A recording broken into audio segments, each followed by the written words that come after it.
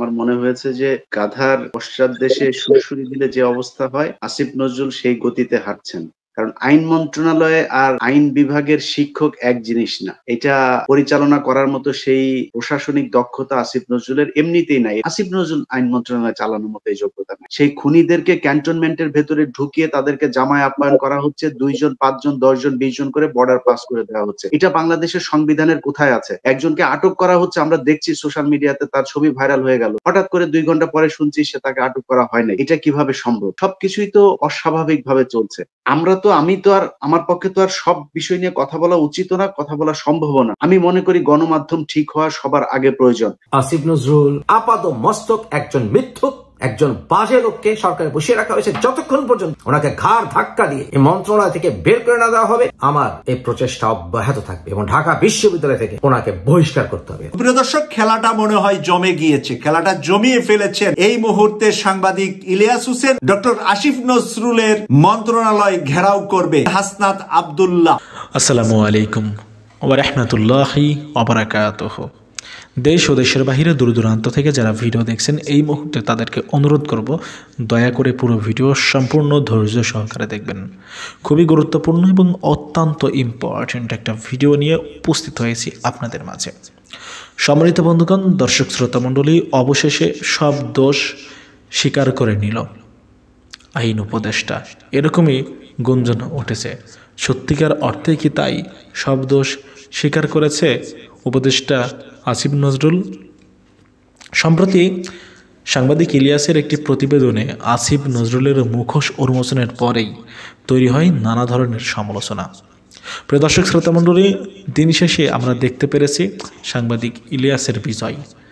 যেই পিলখানা বা বিডিআর হত্যাকাণ্ডের তদন্তের কমিশন দাবি করেছিল সাংবাদিক ইলিয়াস, সেটি অবশেষে বাধ্য হয়েছে সরকার করতে। প্রিয় দর্শক শ্রোতামণ্ডলী, শেষমেশ আসিফ নজরুলের পরাজয়।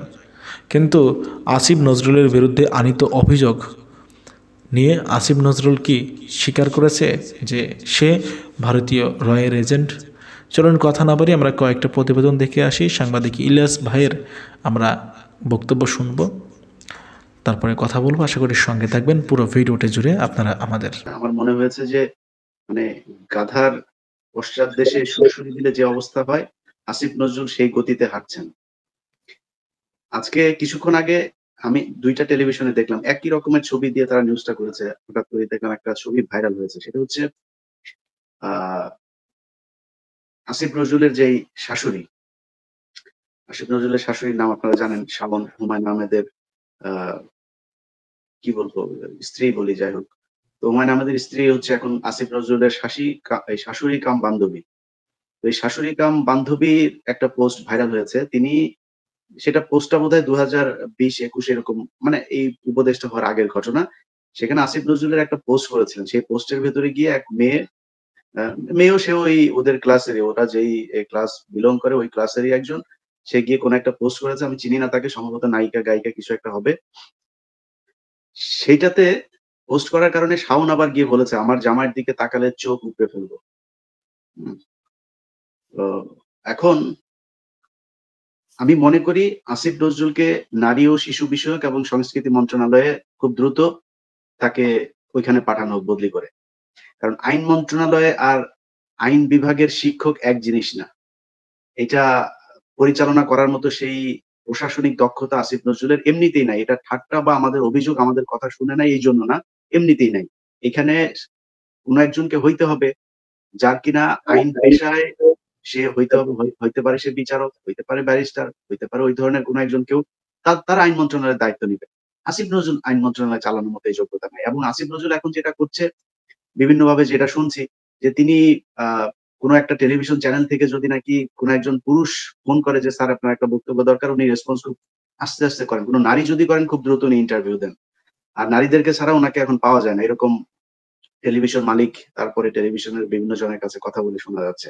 এখন মূল কথায় আসি, যে আসিফ নজরুলকে আমরা গত 7-8 দিন ধরে এই মাহমুদুর রহমান ভাই দেশে যাবে এটা মোটামুটি ঘোষণা দিয়েই যাওয়া হয়েছে। এরকম না যে মাহমুদুর রহমান ভাই খুব গোপনে দেশে ঢুকেছেন। তারপরেও সরকারের পক্ষ থেকে কেন কোনো ধরনের ব্যবস্থা নেওয়া হয় না? যে উনি যে আসছেন ওনার ব্যাপারে তো সব তথ্য জানে, সরকারের কাছে আছে যে ওনার নামে কয়টা মামলা আছে, কি কোনো ব্যবস্থা নেওয়া হয়নি। এখন ওনারা একটা ন্যারেটিভ তৈরি করার চেষ্টা করছেন, সেটা হচ্ছে আসিফ নজরুল এই কি বলে মাহমুদুর রহমানের বিরুদ্ধে যে মামলা ছিল সেই মামলায় ৭ বছরের কারাদণ্ড। এই মামলার যে ধারা সেই ধারা অনুযায়ী এইটাতে তাকে জামিন দেওয়া সম্ভব হয় না। গতকালকেও যে এই কথাটাই বলেছে যে এখন কোনো সাধারণ সরকার নাই দেশে। এদেশে একটা বিপ্লবী সরকার। সেই বিপ্লবী সরকারের যেভাবে সংবিধান ভায়োলেট করে তারা সরকার পরিচালনা করছে, এই মাহমুদুর রহমানের ক্ষেত্রে সেটা করা সম্ভব ছিল। বাংলাদেশের সংবিধানের কোন জায়গায় লেখা আছে যে যারা ১৯ থেকে ৫ তারিখ পর্যন্ত খুনের সাথে জড়িত ছিল, সেই খুনিদেরকে ক্যান্টনমেন্টের ভেতরে ঢুকিয়ে তাদেরকে জামায় আপ্যায়ন করা হচ্ছে। ২ জন, ৫ জন, ১০ জন, ২০ জন করে বর্ডার পাস করে দেওয়া হচ্ছে। এটা বাংলাদেশের সংবিধানের কোথায় আছে? একজনকে আটক করা হচ্ছে, আমরা দেখছি সোশ্যাল মিডিয়াতে তার ছবি ভাইরাল হয়ে গেল। হঠাৎ করে ২ ঘন্টা পরে শুনছি সে তাকে আটক করা হয় নাই। এটা কিভাবে সম্ভব? সবকিছুই তো অস্বাভাবিকভাবে চলছে।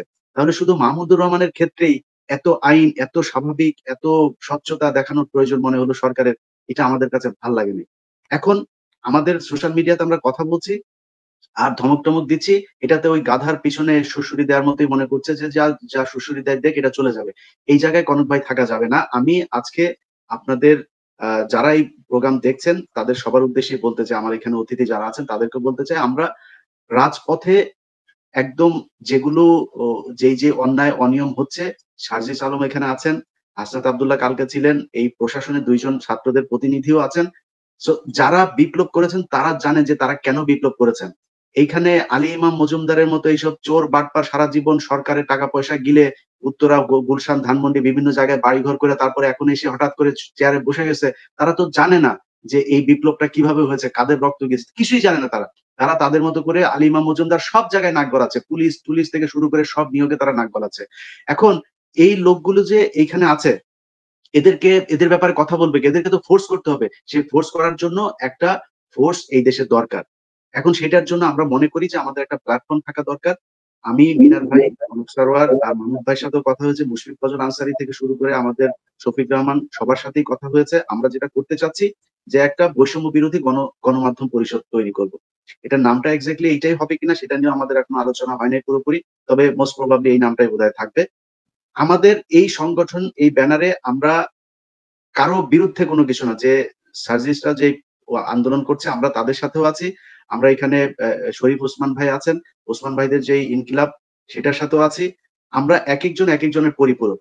বিশেষ করে আমাদের যে দায়িত্বটা থাকবে, গণমাধ্যম যারা যেসব মালিকরা এখন পরিচালনা করছেন, সেই মালিকরাও ঠিক ওই গাধার মতোই সুরসুরি অনুভব করছেন। তাদেরকে বলা হচ্ছে বারবার আওয়ামী লীগের দালালরা এখানে বসে আছে। এখন পর্যন্ত বসুন্ধরাকে পরিচালনা করছে নঈম নিজাম। তারপরে বৈশাখী টেলিভিশন পুরোটা এই ভারতীয় রয়ের ইয়েরা বসে আছে। আপনার কালবেলার যেই সন্তোষ শর্মা, সে সরাসরি বিভিন্ন রিমান্ডের ভেতরে আমি অন্তত ৫ জন আলেমের সাথে কথা বলেছি। ৫ জন আলেম একই কথা বলেছেন যে সন্তোষ শর্মা নিজে তাদের রিমান্ডের সময় ওখানে ডিবি অফিসে উপস্থিত থাকতেন। সো এরা এখনো এখানে বসে আছে। এই সমা ইসলাম, ওইদিকে রাহুল রাহা বলা হচ্ছে যে তাকে বের করে দেওয়া হচ্ছে। রাহুল রাহা এখনো তাদের অফিসের গাড়ি ব্যবহার করছে। কালকেও তাকে তার গাড়ির স্টিকার সহ গাড়িতে একজন দেখেছে।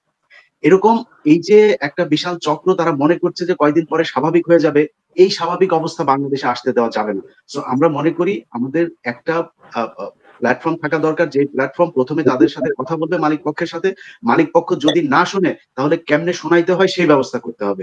আমরা যদি আমাদের জায়গা থেকে বলি, শুধু আজকে এখানে নয়, আসলে বেশ কিছুদিন ধরে 1 মাস হয়ে যাওয়ার পর থেকে আমরা আমাদের জায়গা থেকে স্পষ্ট করে বলছি, ইভেন আমি আমার জায়গা থেকে অনেকবার বলেছি যে অন্তর্বর্তীকালীন সরকারকে আমরা আসলে যেই জায়গাটিতে দেখতে চাই, যেই ফর্মে দেখতে চাই, ছাত্র জনতার যে স্পিরিট ছিল, ওই স্পিরিট কিংবা আমাদের ভিতরে যে অন্যরকম একটা তেজ ছিল, যেটি নিয়ে আমরা সেই 6 জুন থেকে শুরু করি 5ই অগস্টের এই ফ্যাসিস্ট হাসিনা সরকারের পতন ঘটিয়েছি, সেই স্পিরিটটা কেন যেন আমরা চাল চলনে, কথাবার্তায়, আঙ্গিকে কিংবা কাজের মাধ্যমে স্টিল অন্তর্বর্তীকালীন সরকারের আমাদের যারা উপদেষ্টা রয়েছেন তাদের মধ্যে দেখতে পাচ্ছি না। ইভেন আমরা এটাও কথা বলেছি যে আমরা এই অন্তর্বর্তীকালীন সরকারে উপদেষ্টা হিসেবে যারা এসেছেন, খুবই ভালো তাদের এই অভিজ্ঞতা রয়েছে, খুবই ভালো তাদের বিভিন্ন জায়গায় যে সৎ কিংবা তাদের যে অন্য ক্ষেত্রে তাদের একটি সম্পৃক্ততা জনমানুষের সাথে, সেটি ছিল। কিন্তু সবচেয়ে গুরুত্বপূর্ণ বিষয় এই মুহূর্তে আমাদের কাছে সেটি হচ্ছে যে তারা আসলে যেই আমরা আমাদের জায়গা থেকে স্পিরিট বা তেজ নিয়ে রাজপথে পুরো বাংলাদেশের ছাত্র জনতা এই আন্দোলনটি করেছে, একটি ফ্যাসিস্ট সরকারের পতন ঘটিয়েছে, ওই তেজোদ্দীপ্ত মনোভাব কথা এবং কাজের মধ্যে তাদের মধ্যে ওইভাবে দেখা যায় না। ইভেন আমরা আমাদের কিছু উপদেষ্টাকে দেখেছি যারা এই সরকার আসার পূর্বে পুরো গণমানুষের সম্পৃক্ততা সোশ্যাল মিডিয়া আসা থেকে শুরু করে সব জায়গায় খুব বেশি অ্যাক্টিভ ছিল, কিন্তু এখন তাদেরকে আপনি 7 দিনও একদিন খুঁজে পাবেন না। সেই জায়গায় আসলে আমরা আমাদের যে চার্মের যে বিষয়টি ছিল বা তরুণ প্রজন্মের যে নতুন করে একটি প্রত্যাশা ছিল, সেই জায়গায় আমরা একটি বিস্তর একটি ফারাক দেখতে পাই। এবং তারা যে কি কাজগুলো করছে এই কাজগুলো কেন যেন তারা বলার জন্য আমাদের যে মিডিয়ার ভাইদের সামনেও আসতে চাচ্ছেন না। তারা কি কাজ করছেন, কিভাবে চলছে, কি ইমপ্রুভ হচ্ছে, এটিও তো আমাদের বলা প্রয়োজন। কারণ আমরা যারা বৈষম্য বিরোধী ছাত্র আন্দোলনে এই যে সমন্বয়কের জায়গাটি বলুন বা অর্গানাইজারের জায়গাটি বলুন, এই জায়গাটিতে কাজ করেছি, আমাদেরকে তো মানুষ প্রশ্ন করে। আমরা সরকারে নেই, এটা সত্যি, কিন্তু মানুষের কাছে তো এই দায়বদ্ধতাটুকু রয়েছে। কারণ এই প্ল্যাটফর্ম ছাত্র জনতার যে রায়, সেই রায়ের ভিত্তিতেই অন্তর্বর্তীকালীন সরকার গঠন করেছে।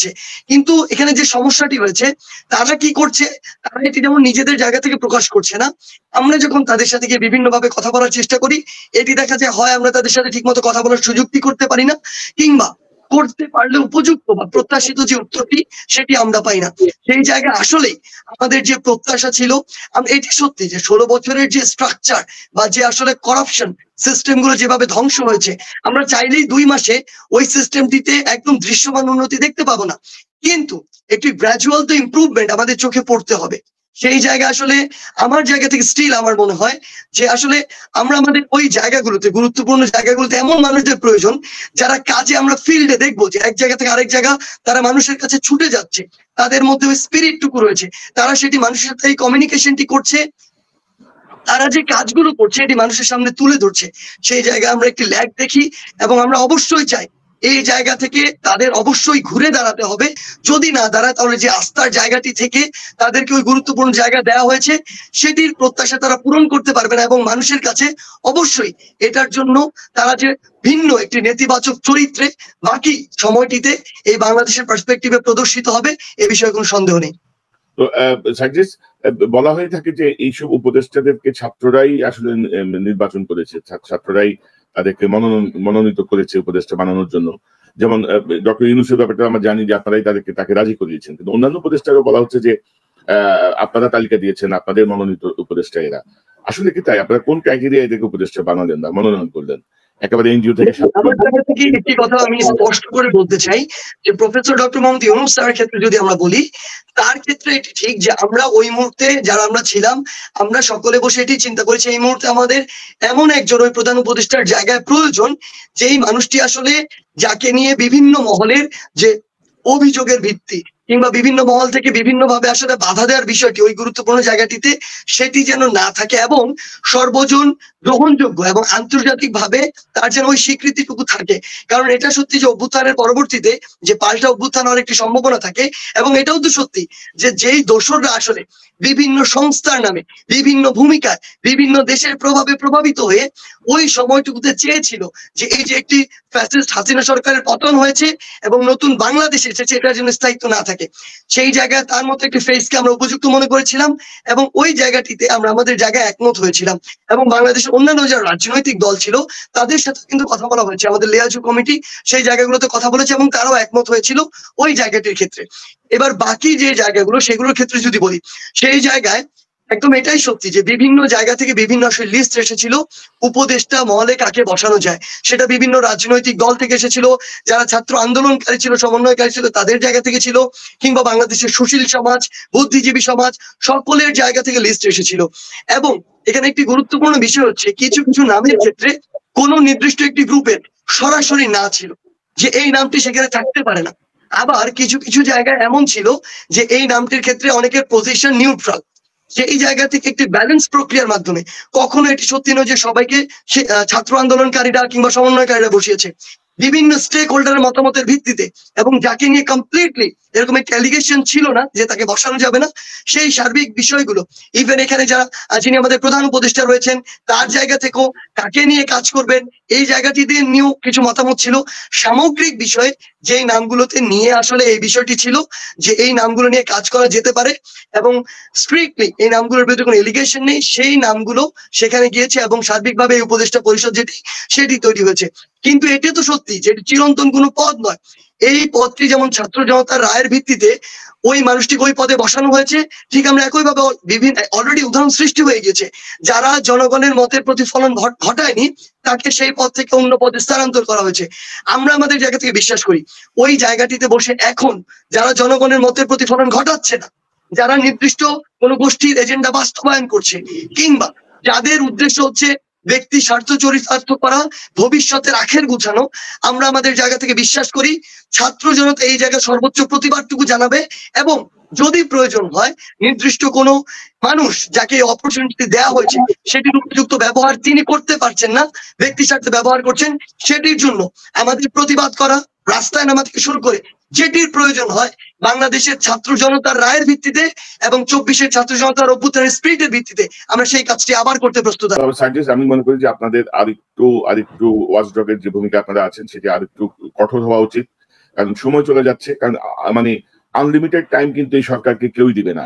আমরাও অন্তর্বর্তীকালীন সরকারকে আমাদের জায়গা থেকে অন্তত প্রথম 1-2 মাস অবজার্ভ করছিলাম যে যেই একটি মানে আমাদের তো সমূলে উৎপাদন করতে হবে একটি ব্যবস্থা এবং তাদের ওই জায়গা থেকে নতুন করে গোড়া থেকে শুরু করতে হবে। সেই জায়গায় আমরাও 1-2 মাস আসলে অবজার্ভ করেছি, আমরা তাদের অবস্থাটি দেখেছি এবং এই কারণে কিন্তু প্রথমে আমরা ওইভাবে প্রশ্ন করা শুরু করিনি, কিন্তু এখন আমাদের মনে হচ্ছে যে আমাদের আসলে ওই যে ছেড়ে দিয়েছি বা ওই যে এত অবজার্ভ করা এই বিষয়টি থেকে এখন প্রশ্ন করা শুরু করতে হবে এবং এই প্রশ্নের ভাষা, প্রশ্নের যে সাউন্ড এটি ডে বাই ডে আরো স্ট্রিক্ট হবে, আরো সাউন্ড সেটি আরো বাড়তে থাকবে। সেই জায়গা আমরা আপনাদেরকে নিশ্চিত করতে চাই এবং আপনাদের মাধ্যমে বাংলাদেশ সহ পুরো পৃথিবীতে বাংলাদেশের যারা মানুষ রয়েছে বাংলাদেশি রয়েছে তাদেরকে নিশ্চিত করতে চাই। কনক ভাই ধরেন বক্তব্য শুনছিলাম, আমি খুব অবাক হলাম যে সার্জিস আলমের এত অভিযোগ, এটা আমাকে খুব অবাক করলো যে তাহলে আমরা মানে কার অপেক্ষায় আছি। আমি তো মনে করতাম যে হয়তো সার্জিসটা সর্বক্ষণিক যোগাযোগ রাখছেন এবং ওনাদের পছন্দের লোকজনই হয়তো কাজ করছে। আমি না প্রথম আমাকে আপনি বক্তব্য দিতে দিয়েছেন যখন, তখন আমার মনে হচ্ছিল যে আমার কথাগুলো শুনে হয়তো সার্জিস কিছুটা রাগ করবে কিনা, হ্যাঁ, যে ইজাজ ভাই আমাকে ডাকলো এখানে, ডেকে এইভাবে কথাবার্তা বলছে। তো মানে মানে আমি জানি না যে আমার এখন মনে হচ্ছে কি জানেন, বাংলাদেশে 5 তারিখ থেকে আজ পর্যন্ত যেই সময়টা, এই সময়টা শুধুই মাত্র আওয়ামী লীগকে কিছুটা প্লেস করে দেওয়ার জন্য একটা কার্যক্রম চলছে, এর বাইরে আর কোনো কিছুই হচ্ছে না। আপনি যদি যেই ছাত্ররা নিহত হয়েছে 5 লাখ টাকা করে তাদের দেওয়া হবে, সরকারের পক্ষ থেকে ঘোষণা দেওয়া হলো 5 লাখ টাকা করে কিসের জন্য? বাংলাদেশে প্রতিদিন রিজার্ভ বাড়ছে, যদি আমি বলেছি, এর আগেও বলেছি যে যদি প্রয়োজন আমাদের কাছে টাকা চান, আমরা ফান্ড কালেক্ট করবো, আমরা প্রতিদিন অন্তত এক একটা দেশ থেকে 10 কোটি 15 কোটি 20 কোটি যা প্রয়োজন হয় আমরা টাকা পাঠাবো। বাংলাদেশের মানুষ রক্ত দিতে শিখেছে, টাকা পয়সা তাদের কাছে কিছুই না।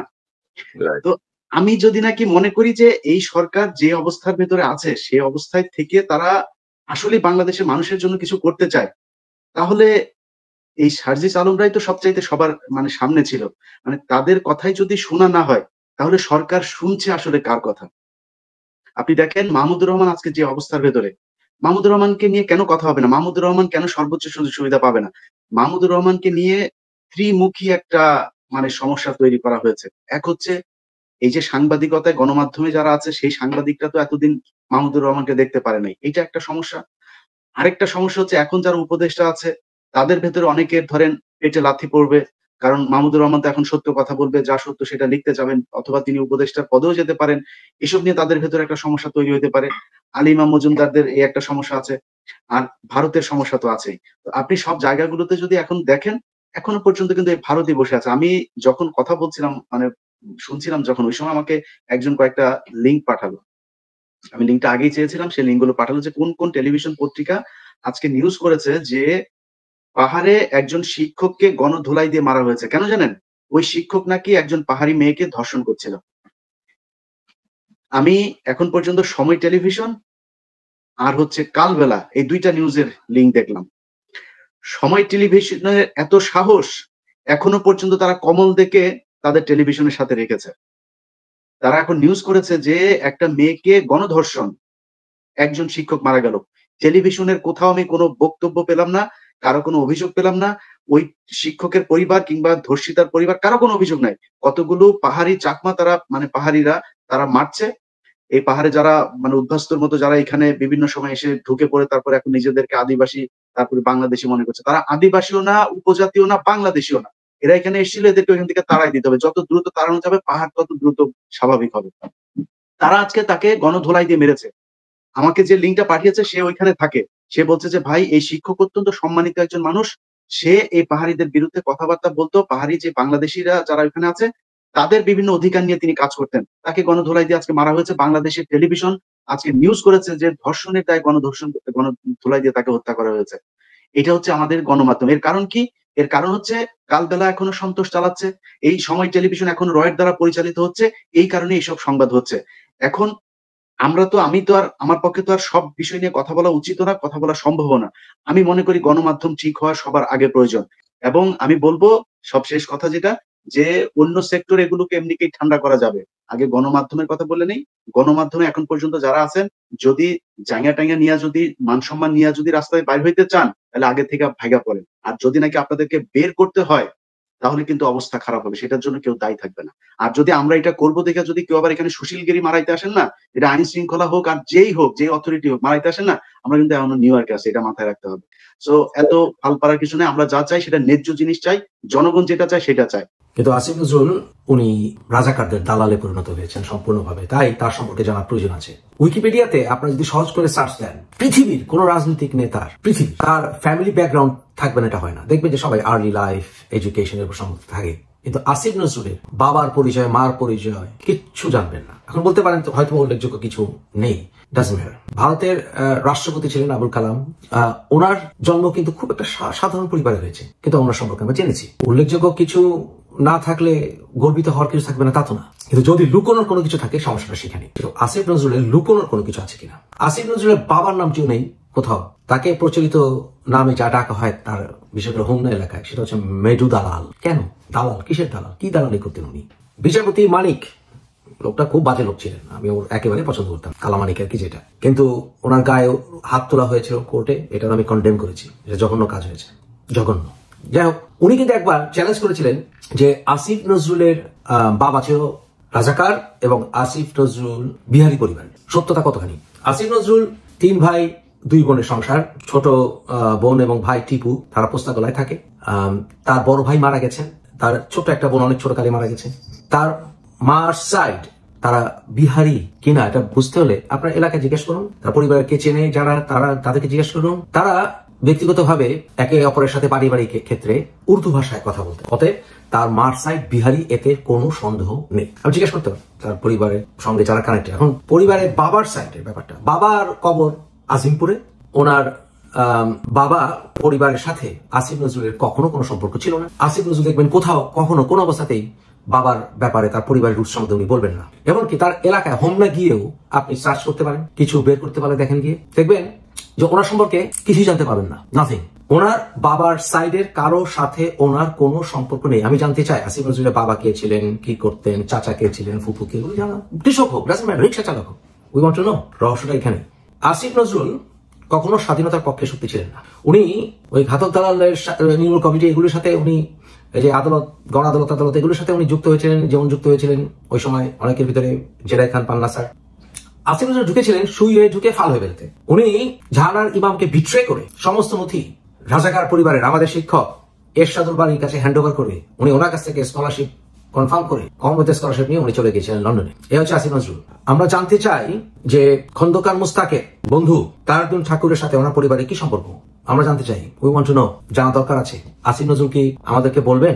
এর আগে আপনাদেরকে যেই তথ্যগুলি দিয়েছি সেই তথ্যগুলি সব চ্যালেঞ্জ করা। আসিফ নজরুল পারলে সেই চ্যালেঞ্জগুলি মিথ্যা বলুক বা আমার সাথে উনি কথা বলুক, একদম 100% প্রমাণ করে দেবো যা যা বলেছি। আসিফ নজরুল কখনো স্বাধীনতার পক্ষে শক্তি ছিলেন না। উনি গোপনে কাজ করেছেন। 11-11 পরে বিভিন্ন এনজিওর নাম করে উনি কয়েকবার পাকিস্তান ট্রাভেল করেছিলেন। কেন? কি আসিফ ভাই কেন ডিটেলস বলেন তো, কেন আপনি পাকিস্তান ট্রাভেল করেছিলেন কয়েকবার? সেগুলো জাতি জানতে চায়, বলেন তো। আসিফ নজরুল দেশদ্রোহী না দেশপ্রেমিক? উনি কি রাজাকারের পক্ষে শক্তি নাকি নিজেকে জিজ্ঞেস করুন, রবীন্দ্রনাথকে উনি হত্যা করতে চান, রবীন্দ্রনাথের কালচার। কারণ কি? কারণ 60 দশকের শেষের দিকে পাকিস্তানিরা তাই করতে চেয়েছিলেন, উনি তাই করতে চাচ্ছেন। এখন উনি দুদিন পরে আইন করবেন, আরে ভাই দেখতে থাকেন, জাতীয় সঙ্গীত পরিবর্তন আসবে, পতাকায় পরিবর্তন আসবে, দেখতে থাকেন। This is there plan. তারা নিজেদেরকে ইন্টারিম গভর্নমেন্ট মনে করে না, তারা নিজেদেরকে একেবারে সরকার মনে করে, বিভিন্ন ভাবে তা প্রকাশ পাচ্ছে। তারা জিহাদ করতেই ক্ষমতা এসছে। আসিফ ভাই, দেশের আর ক্ষতি করেন না, আমি চাই না আপনাকে আর উন্মোচন করতে। দেশের আর ক্ষতি করেন না। আপনার আত্মীয় স্বজন সবাই স্বাধীনতা বিরোধী ছিল, আপনার বাবাও ছিল, যে কারণে বাবার পরিচয় দিতে লজ্জাবোধ করেন, মার পরিচয় দিতে লজ্জাবোধ করেন, এবং আপনি ব্যক্তিগত জীবনে একজন বদমাশ, সেটা প্রমাণ এর আগের পর্বে দিয়েছি, প্রয়োজনে আরো দেব। আপনি পদত্যাগ না করা পর্যন্ত, আপনাকে ঘাড় ধাক্কা দিয়ে সরকার থেকে না বের করে দেওয়া পর্যন্ত আমার এই প্রচেষ্টা অব্যাহত থাকবে এবং ঢাকা বিশ্ববিদ্যালয় থেকে ওনাকে বহিষ্কার করতে হবে। ওনার জন্ম তারিখও মিথ্যা। 1966 সালের জানুয়ারিতে ওনার জন্ম, এটা উনি দাবি করেছেন, মিথ্যা কথা। উনি 1982-তে, উনি আমার চেয়ে, আমার যতটুকু মনে করে 3 বছর, কমের পক্ষে 3 বছর সিনিয়র। আমি 85-তে পাশ করেছি, আর 15.5 বছর বয়সে আমি ম্যাট্রিক পাশ করেছি। এর জিনিস কিভাবে সম্ভব? 4.5 বছর বয়সে আমি ক্লাস 1-এ ভর্তি হয়েছিলাম। আমার জন্ম 66 সালের অক্টোবরে। তা আসিফ ভাই আমার চেয়ে 3 বছরের সিনিয়র হয়ে উনি কিভাবে 66 জানুয়ারিতে ওনার জন্ম হয়ে থাকে? কিভাবে সম্ভব বলেন? 1966 সালে যদি কারো জন্ম হয়ে থাকে জানুয়ারিতে, উনি ম্যাট্রিক পাস করেছেন 80-তে, 79-তে উনি শেষ করেছেন ক্লাস 10 পড়া, এক মাস পরে ম্যাট্রিক পরীক্ষা দিতে হয়। তাহলে জানুয়ারিতে ওনার যদি জন্ম হয়ে থাকে 66-র, 69-এ উনি ক্লাস 1-এ ভর্তি হতে হবে, কারণ 69 থেকে 79 ওনাকে ক্লাস 10 পড়তে হবে। ওনার বয়স কি 2.5 বছরে উনি ক্লাস 1-এ ভর্তি হয়েছিলেন? ওনার বয়স কি 2.5 ছিল? ওনার বন্ধু চাইনা লাইনের আমিরুল ইসলামকে জিজ্ঞেস করলেই হয়। মিথ্যুক, ওনার বয়স মিথ্যা, ওনার নাম মিথ্যা। উনি কোন আইনের বলে উনি আসিফ নজরুল নামে সরকারি নথিপত্র সই করেন, এবং কোন অধিকার বলে এবং কোন আইনে সরকারের বিভিন্ন সার্কুলেশন ওনার এই ছদ্ম নামে, ওরফে নামে সার্কুলেটেড হয়? উনি কি ডিট পোল করে ওনার কি নাম অফিসিয়ালি উনি লিগালি চেঞ্জ করেছেন? তা তো না। তাহলে সরকার এই কাজগুলো করে কিভাবে? উনি হজ করে এসেই ওনার বিকৃত ইসলামের অনুবাদের টার্গেট উনি সেট করেই ফেলেছিলেন। আপাত মস্তক একজন মিথ্যুক, একজন বাজে লোককে সরকারে বসিয়ে রাখা হয়েছে। যতক্ষণ পর্যন্ত ওনাকে ঘাড় ধাক্কা দিয়ে এই মন্ত্রণালয় থেকে বের করে না দেওয়া হবে, আমি আরো প্রচার করে যাবো। প্রিয় দর্শক, খেলাটা মনে হয় জমে গিয়েছে, খেলাটা জমিয়ে ফেলেছেন এই মুহূর্তে সাংবাদিক ইলিয়াস হোসেন আর ডাক্তার পিনাকি ভট্টাচার্য। খেলাটা কিভাবে জমলো, এই জমানোর হেডলাইনটা শোনাচ্ছি ইত্তেফাক পত্রিকা থেকে। হেডলাইনটা হলো, আইন উপদেষ্টার কার্যালয় ঘেরাও করবেন মাহিন, সংহতি জানালেন হাসনাত আব্দুল্লাহ। মাহিন বলেছে আইন উপদেষ্টা ডক্টর আসিফ নজরুলের মন্ত্রণালয় ঘেরাও করবে আগামীকাল। বিডিআর হত্যাকাণ্ডের বিচার দ্রুত নিশ্চিত করার দাবিতে আইন উপদেষ্টার কার্যালয় ঘেরাওয়ের ঘোষণা দিয়েছে বৈষম্য বিরোধী ছাত্র আন্দোলনের নির্বাহী কমিটির সদস্য মাহিন সরকার। সোমবার 16 ডিসেম্বর সন্ধ্যায় মাহিন সরকার এক ফেসবুক পোস্টে এই ঘোষণা দেন। তিনি লিখেন, বিডিআর হত্যাকাণ্ডে বিচার নিশ্চিত করতে না পারা অন্তর্বর্তী সরকারের বড় ব্যর্থতা। 4 মাস পেরিয়ে গেলেও কমিশন গঠন গড়িমসি করা জনগণের আকাঙ্ক্ষার প্রতি অবহেলা এবং প্রহসনের শামিল। ভুক্তভোগী পরিবারগুলোর সঙ্গে নিয়ে আগামীকাল সকাল 11টায় এই কর্মসূচি পালন করা হবে বলে জানিয়েছেন তিনি। মাহিন ঘোষণার প্রতি সংহতি জানিয়েছেন বৈষম্য বিরোধী ছাত্র আন্দোলনের আহ্বায়ক হাসনাত আব্দুল্লাহ। এক ফেসবুক পোস্টে তিনি লিখেছেন, আমি আমার ভাই মাহিনের পাশে আছি, বিডিআর হত্যাকাণ্ডের বিচার হতেই হবে। প্রিয় দর্শক, এই দুই তরুণের চিৎকারে আমি জানি না যে গভীর রাতে বাংলাদেশে কিছু ঘটবে কিনা। বাংলাদেশের তরুণ সমাজ যদি জেগে ওঠে, আমি কোন দরজা দিয়ে পালাবে উপদেষ্টা আসিফ নজরুল সেটা আমার জানা নাই। বাথরুমের দরজা দিয়ে আর পিছনের দরজা দিয়ে পালানো বহু মন্ত্রী এমপিদের কাহিনী আমরা 4 মাস আগে দেখেছি। প্রিয় দর্শক, আমরা আসিফ নজরুল পিছনের দরজা দিয়ে পালাবে কি পালাবে সেটা আমরা জানি না, কিন্তু সে যে অপরাধ করেছে সেই বিষয়গুলো আমরা নিশ্চিত হয়েছি। আমাদের ইউটিউবার সাংবাদিক ইলিয়াস হোসেনের ভিডিও এবং আমাদের ইউটিউবার ডাক্তার পিনাকি ভট্টাচার্য যা বলেছে, আজকে পানি যেরকম পরিষ্কার সেরকম জাতির সামনে পরিষ্কার হলো। আজকে জাতির সামনে আঙ্গুল দিয়ে দেখিয়ে দিয়েছে ইলিয়াস হোসেন আর পিনাকি ভট্টাচার্য। সেই আঙ্গুল দিয়ে দেখানোর পর তরুণ সমাজের গায়ের রক্ত যেরকম টকবকে গরম হয়েছে, আমরাও তরুণ সমাজের পাশে মিডিয়া নিয়ে আমাদের যতটুকু সামর্থ্য আছে তা নিয়ে তরুণ সমাজের পাশে আছি। সম্মানিত বন্ধুগণ, দর্শক শ্রোতা, আপনারা দেখতে পারলেন। ব্যক্তিগত মতামত কমেন্ট করে জানাবেন, আপনারা কি বলতে চান, বলার আছে কি আপনাদের, কি বলবেন আপনারা। প্রিয় দর্শক শ্রোতা মণ্ডলী, আসিফ নজরুল যেখানেই যাই হোক না কেন সব জায়গায় এখন আলোচনার পাত্র আসিফ নজরুলকে নিয়ে নানা ধরনের আলোচনা সমালোচনা হচ্ছে। প্রিয় দর্শক শ্রোতা মণ্ডলী, কিন্তু তিনি এখনও উপদেষ্টার পদে বহাল রয়েছে। আমার বোধগম্য হচ্ছে না কেন তাকে এই উপদেষ্টার পদ থেকে এখনো অবধি সরানো হয়নি।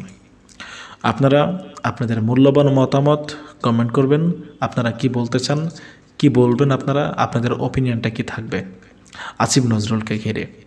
প্রিয় দর্শক শ্রোতা মণ্ডলী, আমাদের চ্যানেলে যদি নতুন হয়ে থাকেন তাহলে আপনাদেরকে অনুরোধ করব আপনারা আমাদের চ্যানেলটি সাবস্ক্রাইব করে পাশে থাকা বেল বাটনটি ক্লিক করে রাখবেন, যাতে পরবর্তী সমস্ত আপডেট আপনাদের কাছে সকলের আগে পৌঁছায়।